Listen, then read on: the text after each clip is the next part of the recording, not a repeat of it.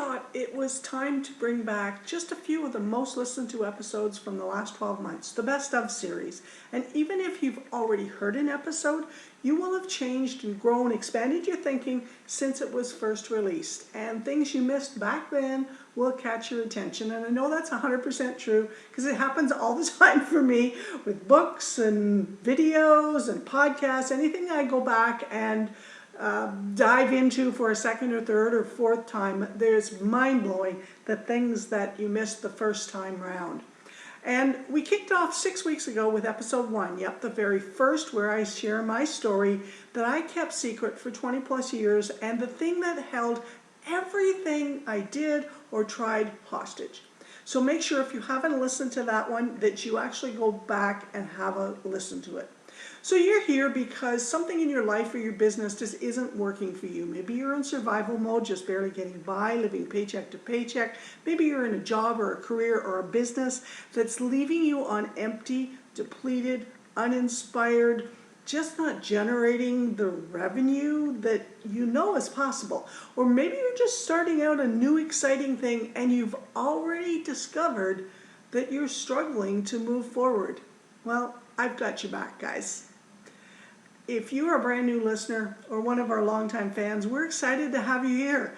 Got your favorite drink ready? You get your earbuds in, nestled in a quiet spot. I heard some yeses out there. So, buckle up, take a deep breath, and join me in a conversation about jump-starting your life and breaking free of your shackles and create the life and the business you really want. Welcome to the 7th and final episode in our Best Of series.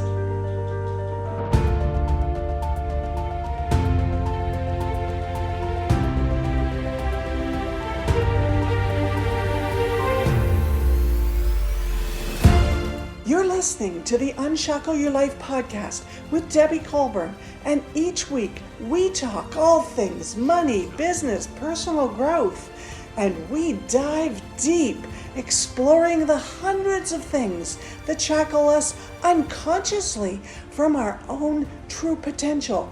And you'll discover tips and tactics to start unlocking your shackles and release an extraordinary life. Thanks for spending time with me today, and let's dive right in. Are you making what you really, really believe you're worth? Tough question to answer if you aren't really sure how to know what you're worth, isn't it? You could be doing better. You know it in your heart, don't you? What's my value? How do I figure that out? What if others tell me I'm too expensive? What if it scares the shit out of me to tell people what I know I'm worth? This is one of the biggest problems facing people no matter what sex, income level, or where you live. And it is rampant in women. I suffered from it for years, and I bet you do too. You'll know because there is a feeling inside. And sometimes it can feel like resentment. Sometimes it feels like a leaky bucket that no matter how much water you put in it, it never gets full.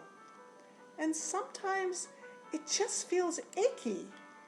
The truth is, it never feels light or energetic or vibrant.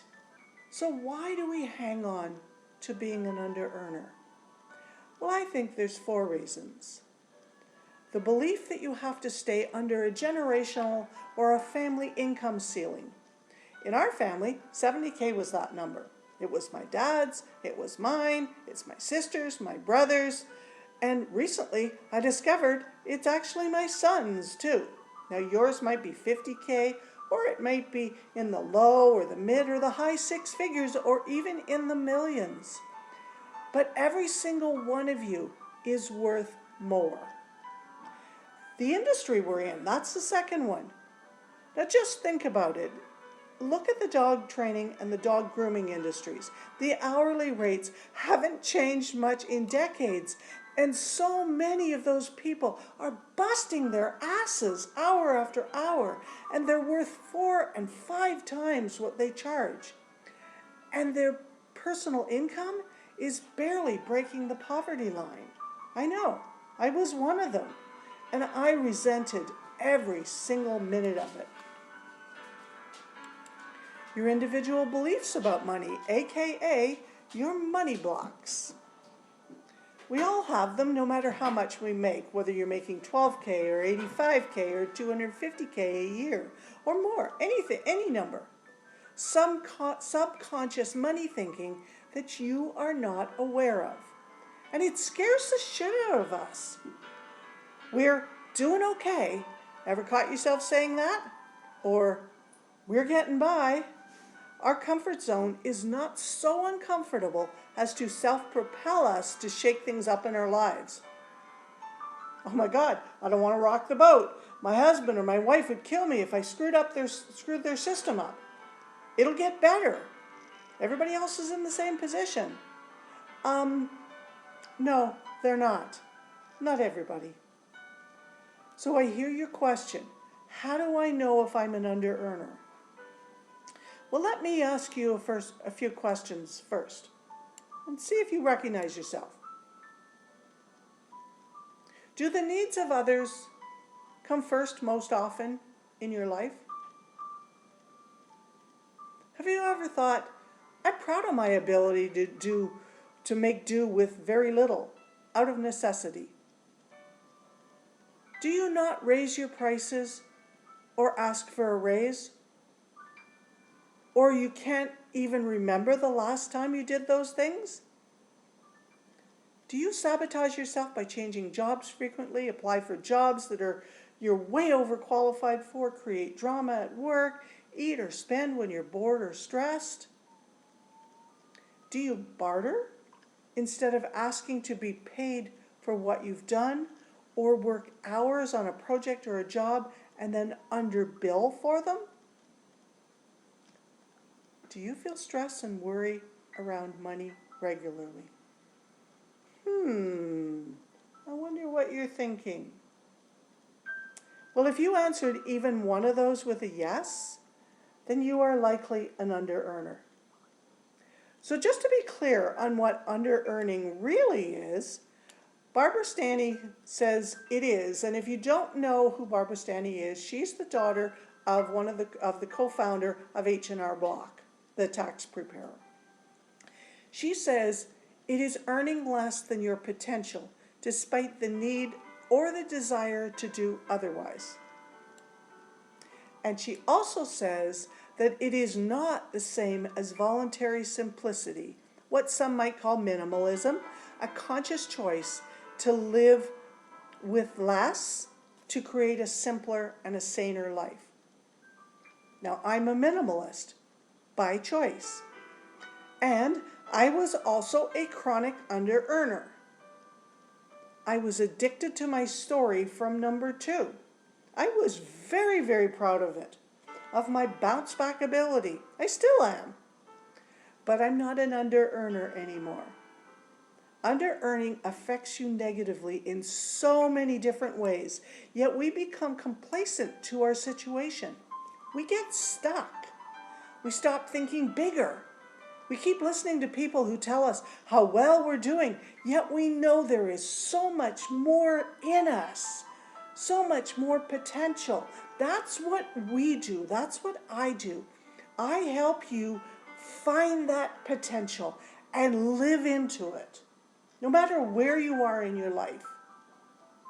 That has got to be one of the most frustrating things to experience and so hard to break free from on your own. Money is a tool. You've heard that again and again. It opens doors. It allows more opportunities to positively impact something you deeply care about. It frees you up to be more creative because you have more free time to think and to live a full, rich life. It buys tools and books and courses and coaches and masterminds and things you need to have in your wheelhouse to move to the next income level. We all need those.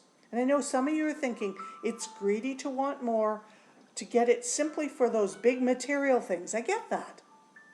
That's a belief, one of your money blocks that you've somehow created in your mind. And as a minimalist, I totally get that big cars, Big houses, fancy cars, big flashy jewelry, the vacations, the shiny new things can be a turnoff, or at least a non-motivator. They are a non-motivator for me. But my thing is other entrepreneurs in third world countries, people who don't have the access to what we think is normal here in North America. I do Kiva, KIVA.org, a microlender, and I support tiny one-person businesses in Southeast Asia and South America. And I'm not sure what yours is, but you will find it, because finding it is one of the keys. It's an essential pillar. My chronic under-earning hurt them because I didn't have the financial resources to contribute. Not even $25 a month. My chronic under-earning hurt people I didn't get to meet in my online courses because I didn't have the funds to reach them through Facebook and Instagram and Google Ads. My chronic under-earning hurt me because I stuffed food in my face when I was in money stress. Or get this, when I had great days, when things were starting to click, I sabotaged myself. I so totally don't want that life for you. I'm here to help you. We've all heard about the traits of the most successful people and how we simply just need to model those to be successful. That's true. But we also need to address our money blocks. You've heard me say that before. Yet on the other side of the coin is the traits that an under-earner has that are so well-honed habits, they probably don't even see them in themselves. And we've talked about a couple already. Did you recognize any of them in you? I'm sure you did. I bet you guessed the next one.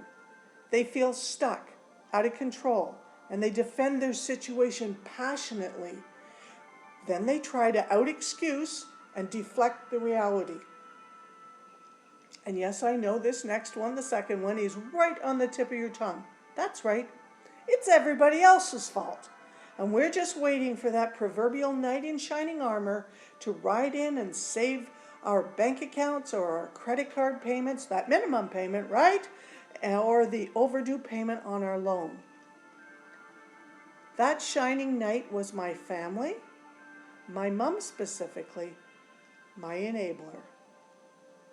Did you know that you are an under-earner? Because you are writing the script yourself, hour by hour, day by day. And there is always a through line, like every great movie. It goes something like this. Do all the work, be qualified for the job you really think you want, submit the application, and then start finding issues with the people you work with. Start bitching about the mess in the office kitchen. Miss deadlines when you are 99% complete the project, like an extra hour and you'd be done. Send abrupt emails and text to coworkers. Relationships. You got this great relationship. Things are going well and you start finding flaws. Yeah, I know. It's one of the most complex things we do. But we sabotage ourselves. We create drama. And I really, really don't like drama. But as life would have it, looking back in all of my corporate positions, as a consultant and as an employee, I was the one who drove the train off the tracks. Me, myself, and I, in partnership with my self-sabotages. My mom has always believed that making yourself invaluable was the way to get promoted and to keep your job. But dropping everything to help someone else on the regular, relegating yourself and your needs to the back seat, breeds codependency. Over my corporate career, I've worked with a number of not-for-profits, and I can tell you the lack of alignment with my personal values was an immense weight that felt like dragging something around in a tractor pull. Everyone trying to do mastery level work while getting paid what might be best labeled slave wages, and believing that that was the only way they could make a difference was to be under earners. An under earners buffet, sadly.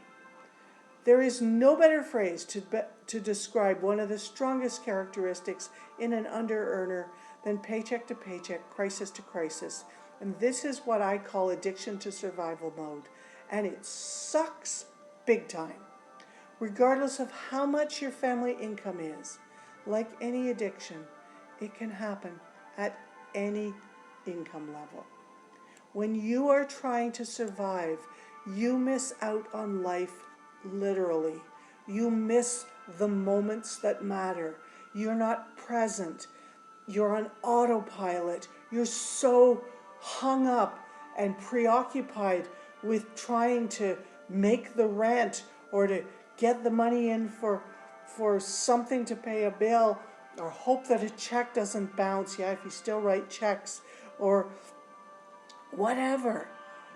I'm sorry if you've listened to those how-to budget gurus, or someone like Val Vaz-Oxlade, creator of the Till Debt Do Us Part reality TV show, who tell you to find things that you can do for free. That is not a permanent solution. That doesn't help your under-earning at all.